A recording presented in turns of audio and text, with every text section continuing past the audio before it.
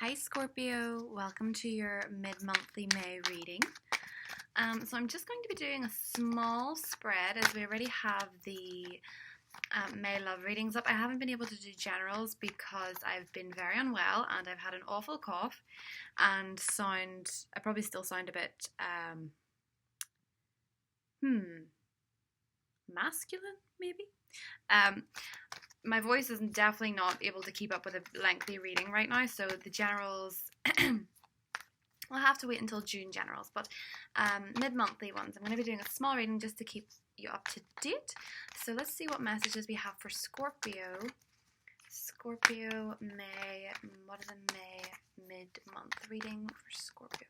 Messages for Scorpio May, messages for Scorpio mid-month of May 14th to the 31st. The May messages for Scorpio,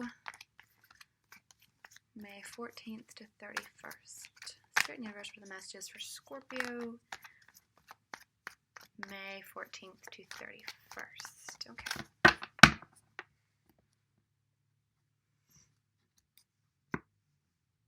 Yeah. Okay, so Queen of Pentacles, Five of Wands, and the Knight of Cups. Okay. And underneath we have the Nine of Cups. Okay, so Scorpio. First and foremost, in terms of signs, I think a lot of people are in a love-hate relationship with tarot readers that use the signs that come up. You know, that when we see the Queen of Pentacles, sometimes people automatically assume it's a Taurus, a Capricorn, or a Virgo. It does not have to be, okay? So sometimes court cards represent energy. So this can be someone who's very practical or someone who is interested in their finances and their practical arrangements in their life, you know, their career, their job, their home situation. And so this can represent you, even though you're a water sign. We also have the Knight of Cups here, so we have the watery energy, but this is more of a romantic energy. So we have this conflict bang in the middle with the Five of Wands, and that's all about banter. You know, it's small conflicts, petty dramas, petty conflicts. What I'm thinking when I look at the cards is that things for the final period of May, because when I see the Five of Wands here, I think very much of that Uranus switch. You know, Uranus is going into Taurus, which is your 7th house of partnerships and marriage and contracts and things like that. Excuse me. And you know, it can make you surprise yourself, and it can make others surprise you. And for the most part, you know, maybe it's because I have a moon in Aquarius, and Aquarius is the Uranus sign, but I see this planet as causing unpredictable change in a good way. And I feel like with the wish fulfillment card here, as it's a 9, you're going to be getting what you wish for in possibly both your career and your romantic life. And you're going to be in conflict about which one you give the focus to.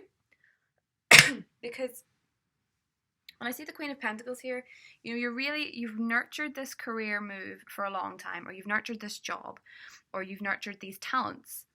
And you're getting further, you know, in the last part of this month than you have done in a while. You're starting to see movement. You're starting to see progression.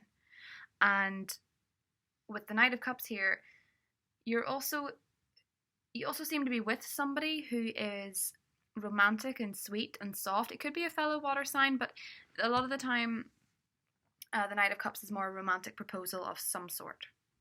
So it's someone who wants to take you out, it's someone who wants to be with you, it's someone who wants to spend time with you. And you may be in conflict about this. You may be uncertain if you want to let your guard down. You may be uncertain if it's going to affect your work relationships, you know, if you're going to be able to balance the two. But I feel like the person and the career are both moving in a direction where you're getting what you want. And now with the Nine of Cups, I always think of that wish fulfillment energy. You know, you're excited about what you've got, but there's just one cup left, and it's not there.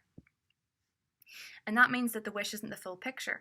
And I do sense from this that the full picture may be because you are uncertain if you can have it all, you know? Scorpios love the idea of having it all, but in reality, once they start seeing things they want, they actually second guess themselves. Sometimes cheat themselves out of particular wishes because they can't see how it'll work practically. So your practical nature is fighting with your romantic nature. This could also be somebody long distance. This could be somebody from a different background. This could be somebody where there are fundamental practicalities that you can't align with this. So you're like, how can this work because A, B, C? How can I make this work? Can I, will this be easy? I don't think this is going to be easy, this romantic union. You're like, will this be easy? You may also have conflict with a woman in your life. For some of you, you may have been going through a period of conflict and suddenly a message comes through from that person where you can, it sweetens the deal. It's a bit softer. You start to see headway. I mean, it looks to me like there's going to be messages coming through this month that are going to be pleasant. Okay? Messages that you're going to want. There's also like the phrase when I see the Knight of Cups here of we'll cross that bridge when we come to it. Okay? So there's an obstacle between you and a lover, or an obstacle between you and your career.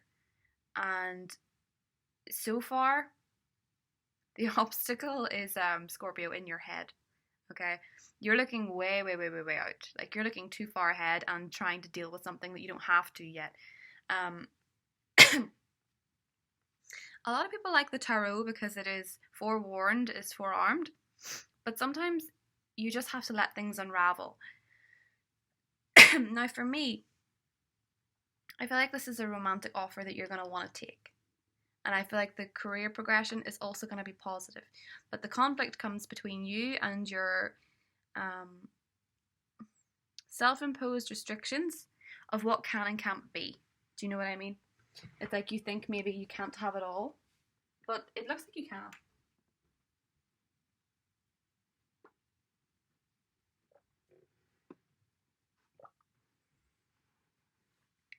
I mean, excuse me.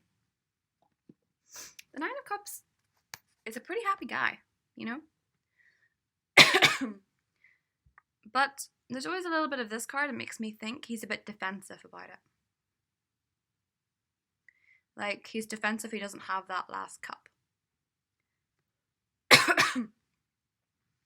And what's the difference between the Nine of Cups and the Ten of Cups? Is that this guy is on his own, and in the Ten of Cups there's two of them, sometimes four.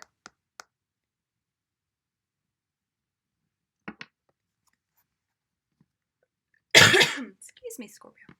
So the reason that that's symbolic is because you have the opportunity to make that 10 and you're fighting it off, or you're preventing it. You're putting up actual resistance to it. You're not just letting things unfold. Now, I believe in the Scorpio love reading that I did, someone was very smitten, and I still see that energy. For a lot of you, it could be a water sign and it could be an earth sign, but for most of you, there's fire here too.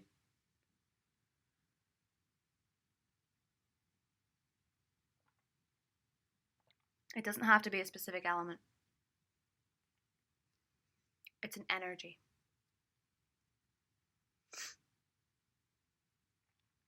Do you know, Scorpio, it couldn't look any more like the only person that's going to block your success is you. Excuse me. It may also be that you're fighting off a fever or a cold, which is what I'm doing. But for the most part, I feel like you're fighting yourself out of your own success. Like, you're cheating yourself. Don't cheat yourself. You can strike a balance in between. You know? It is entirely possible.